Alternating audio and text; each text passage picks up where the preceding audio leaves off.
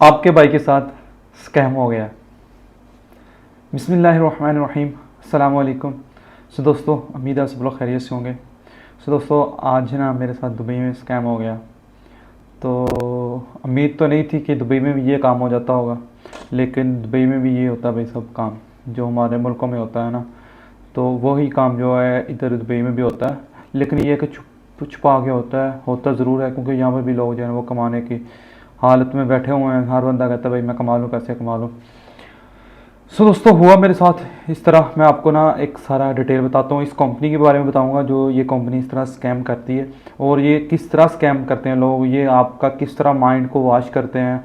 मतलब ये मार्केटिंग के लोग होते हैं सारे के सारे, और ये इतने अच्छे तरीके से आपका माइंड वॉश करते हैं ना कि मैं कहता हूँ कि मैं सुबह जो ना परसों परसों गया था मैं इंटरव्यू देने के लिए, कल या परसों।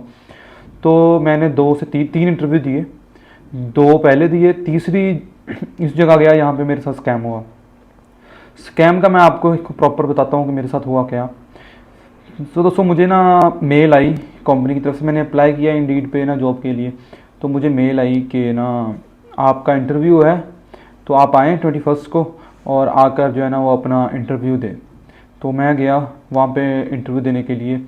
ये जो कंपनी है ना, इसका नाम मैं जो है ना वो साइड पे आपको मेंशन कर देता हूँ। इसकी जो स्क्रीनशॉट इसका जो है ना वो जो मेल मुझे आई वो भी मैं साथ में मेंशन कर दूँगा, और इस कंपनी की डिटेल जो है वो साथ में ना आपको यहाँ पे स्क्रीन पे नज़र आ जाएंगी।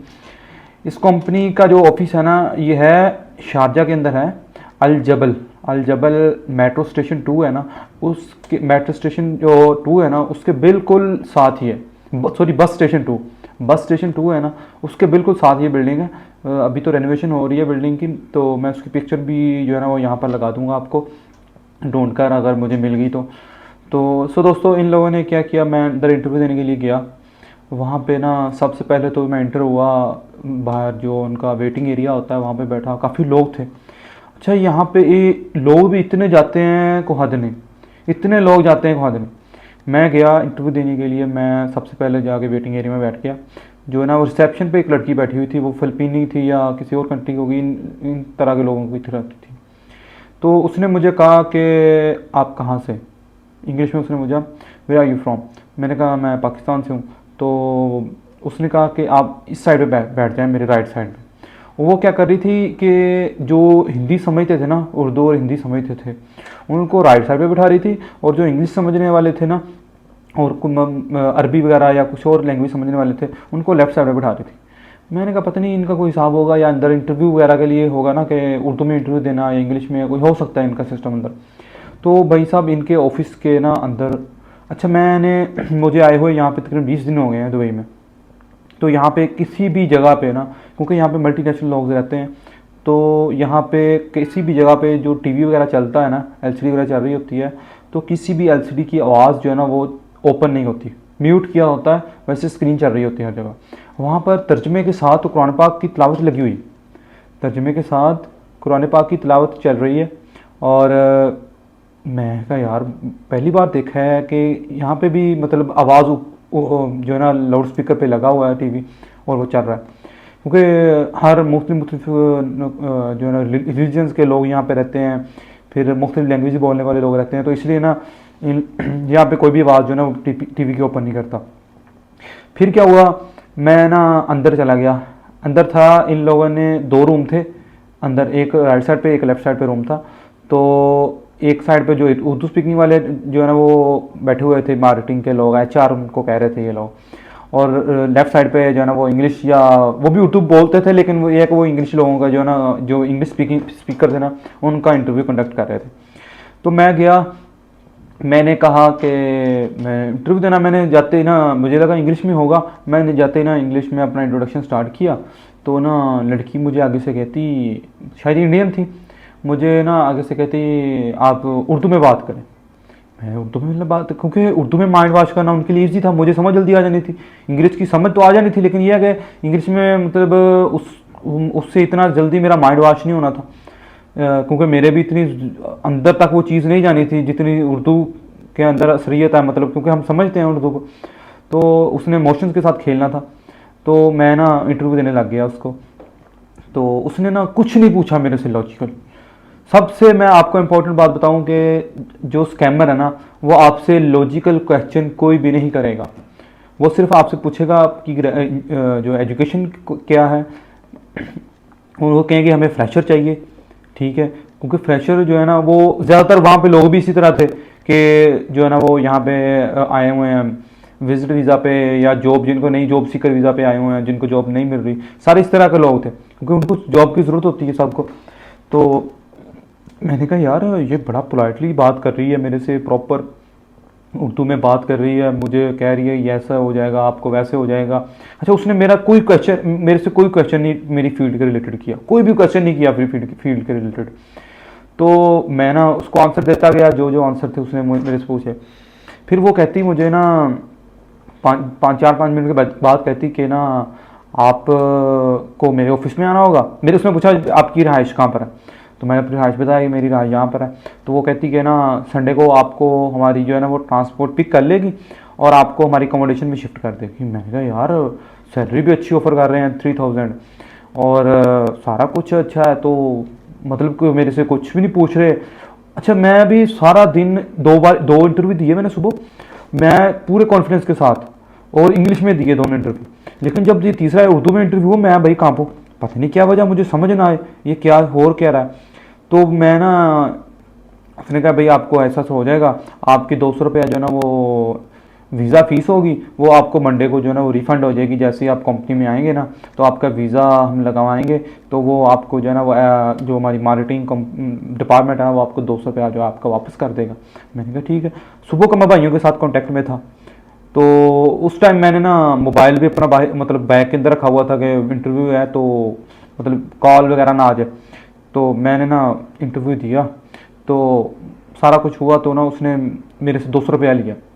तो अच्छा, मेरे पास कैश भी नहीं था, भाई ने मुझे कार्ड दिया था कि ये कार्ड है तुम्हारे पास ना, अगर कहीं खाने पीने का दिल करे तो ये कार्ड यूज़ कर लेना। कैश था मेरे पास, लेकिन वो 150 रुपया था, यहाँ का ना यूएई का 150 दरम था। तो मैंने ना वॉलेट में देखा कैश नहीं है।